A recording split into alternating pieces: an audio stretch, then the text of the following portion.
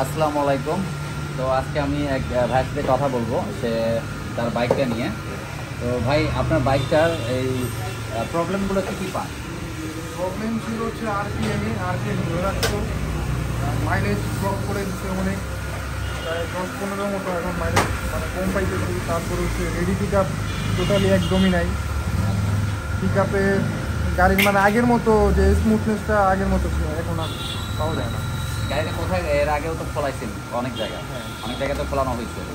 তো খোলানোর পর লাস্টে এখন বাইকে আমরা যেটা পাইলাম খোলার পরে, এদিক দিয়ে একটু দেখাই নিচে উনি নিচ দিয়ে এখানে যেটা আমরা দেখলাম, এখানে যেগুলো করা বাইকের ভিতরে,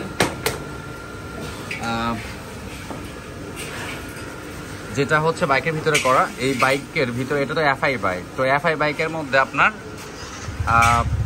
দিয়ে রাখছে হচ্ছে মাপগুলো, কার্বোরেটরের মাপ।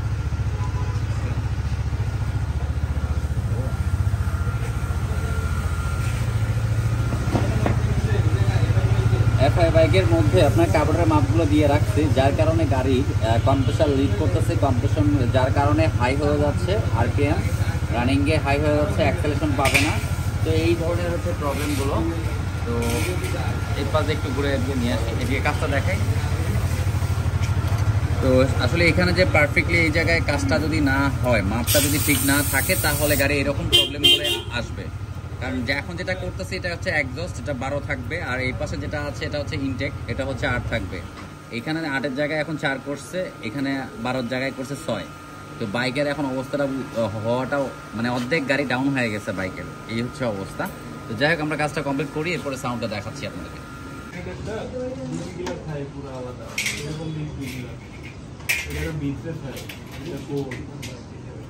বাইকটার আসলে মূলত বাইকটা খুবই অল্প চলছে, কিন্তু বাইকের যেভাবে আসলে চলার দরকার সেভাবে উনি চালাতে পারতেছে না।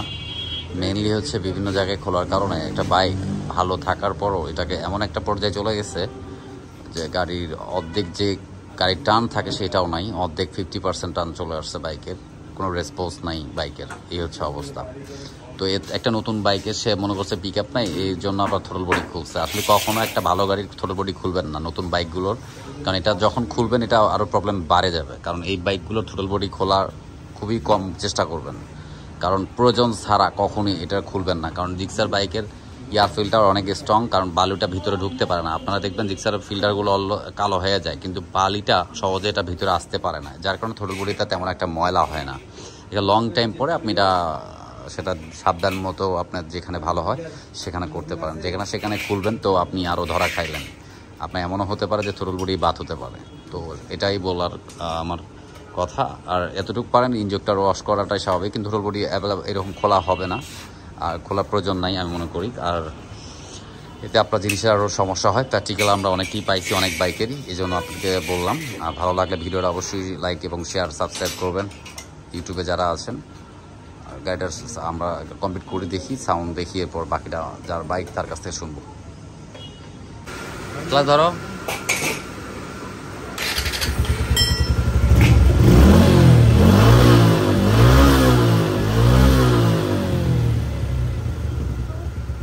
বাইকের এখন যে থ্রোটল রেসপন্সটা, হালকা পিকআপ যদি আমরা টানি, দেখেন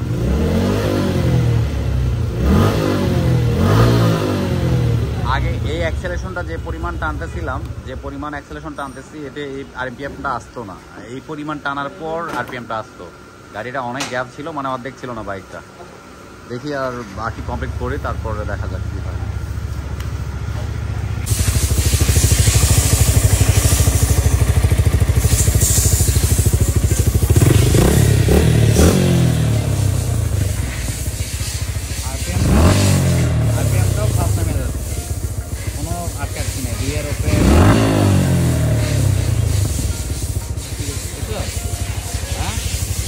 এই আরপিএম এর সমস্যাগুলো অনেকেরই বাইকে আছে, তাই জন্য ভিডিওগুলো করা আসলে এত কষ্ট করে দেখাই। একটা জিনিস বলি, এই যে বিভিন্ন জায়গায় গাড়িগুলো খোলার পরে দেখবেন নতুন করে ডিস্টার্বের শেষ নেই। এই দিকটার গাড়িগুলো একটু কেয়ার করে খুলবেন, বা দেখা জায়গায় এমনি এক জায়গায় খুলবেন না, কারণ এগুলো ঝামেলা বাড়তেই থাকবে আপনার। আর একটু কথা বলি, যার বাইকটা এখন কি অবস্থা তার কাছ থেকে শুনি, যার যে বিষয়গুলো নিয়ে আসছে আমার কাছ থেকে সেটা আগে শুনবো আর কি। যে বাইকের যেহেতু এত কষ্ট করে আসছে একটা দূর থেকে, কিভাবে আসলো সে একটু শুনি। তাহলে আপনারা এই ভিডিওটা দেখলে হয়তো আপনারাও এরকম অনেকেই প্যারায় আছেন নাকি। কিছু কও, কিছু ছিল আরপিএমটা ইস্যু ছিল, আরপিএম এই জায়গায় হচ্ছে ধরে রাখতো 2000-এর প্লাসে, কিছুক্ষণ সময় নিত আরপিএমটা নামতে।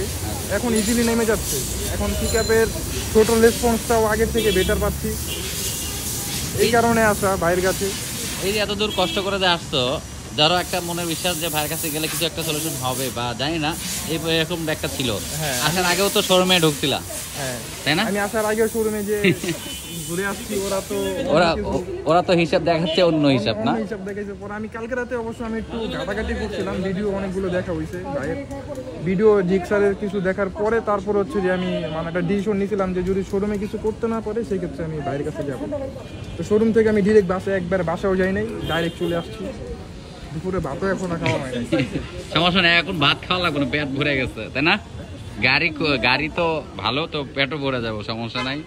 আসলে গাড়ি ভালো না থাকলে খাওয়ার কথাও মনে থাকে না। বাইকটা হচ্ছে ইমোশন সবারই, তো নিজের একটা বাইক আছে, ওই যে বাইকটা বুঝতে পারছেন যে আসলে এটা তো কাজ করবে, কারণ বাইকটা হচ্ছে সবারই ইমোশন, একটা কিছু হলেই খাওয়া দাওয়া সব বন্ধ হয়ে যায়। তাই অবশ্যই ভিডিওটা ভালো লাগলে লাইক দিবেন, শেয়ার করবেন, সাবস্ক্রাইব করবেন। তো ভালো থাকবেন সবাই, আল্লাহ হাফেজ।